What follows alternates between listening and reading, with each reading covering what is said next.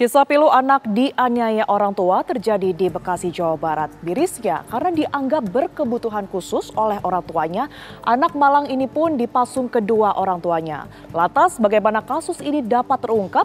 Selengkapnya dalam ulasan khas Ragam Perkara, pemirsa, derita bocah dipasung ibu tiri dan ayah kandung.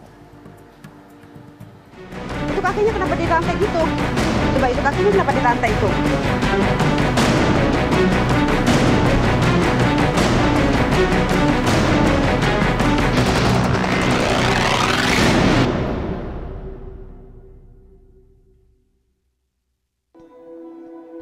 Kamu lapar, mau makan?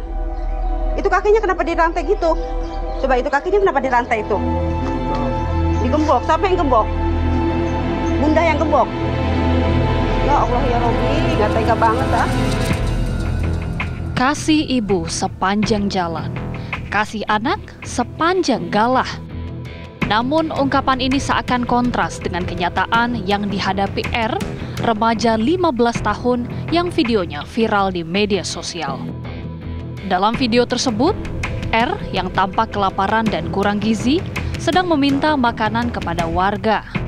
Aksi R ini dijumpai warga di kawasan perkampungan Jati Kramat Jati Asih, Kota Bekasi, Jawa Barat pada Selasa 19 Juli 2022.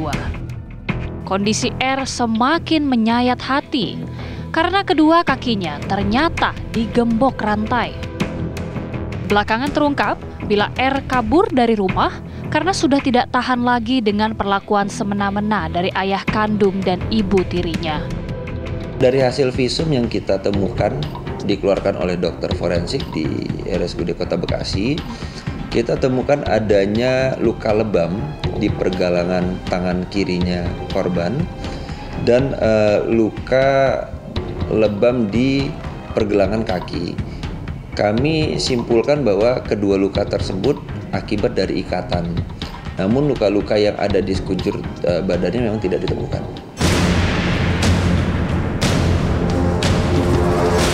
Kisah R viral usai diunggah ke media sosial oleh tetangga yang melihatnya. Terungkapnya kasus ini dengan cepat menguak kisah pilu yang dialami R selama ini. Disebutkan, R sudah ditinggal pergi ibu kandungnya begitu ia dilahirkan. Ketika itu, ibu kandung R hanya meninggalkan sepucuk surat di rumah sakit. Ia berpesan kepada suaminya atau ayah R agar merawat R. Sementara hingga kini keberadaan ibu kandung R tidak diketahui rimbanya. Ayah kandung R pun telah menikah lagi. Namun situasi ini pun juga tidak berpihak pada R. R justru kerap mendapat deraan dari ayah kandung dan ibu tirinya tersebut. Alibinya kepada penyidik bahwa orang tuanya ini khawatir. Menurut orang tuanya, R ini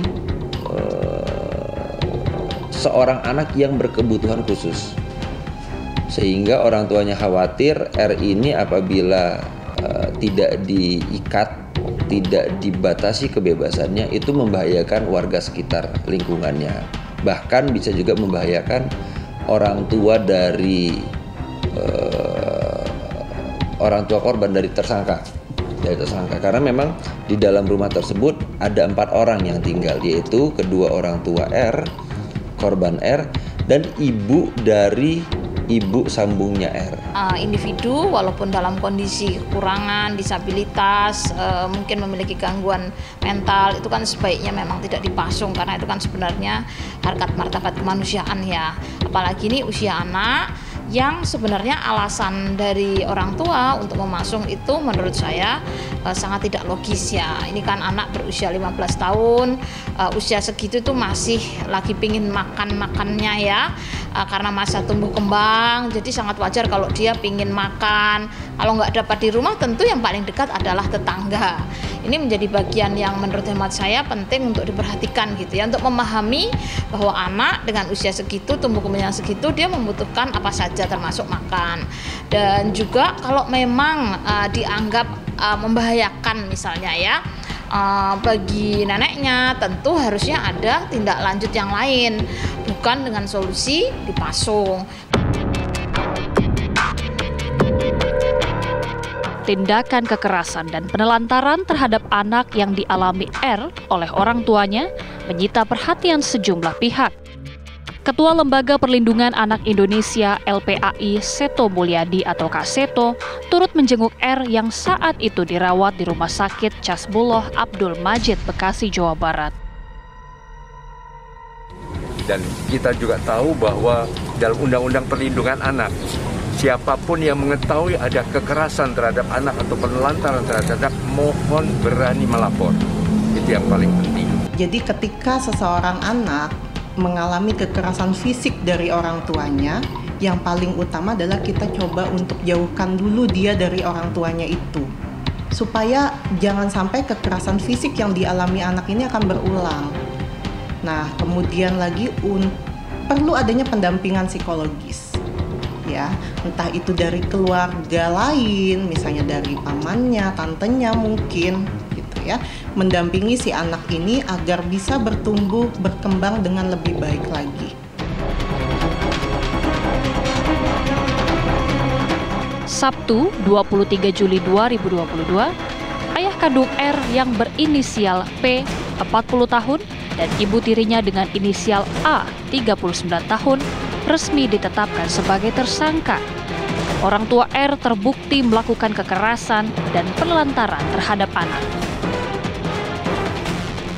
Kita temukan satu pelanggaran pidana, yaitu pidana terkait perlindungan anak, di mana kita temukan dua peristiwa pidana, yaitu penelantaran anak dan kekerasan terhadap anak.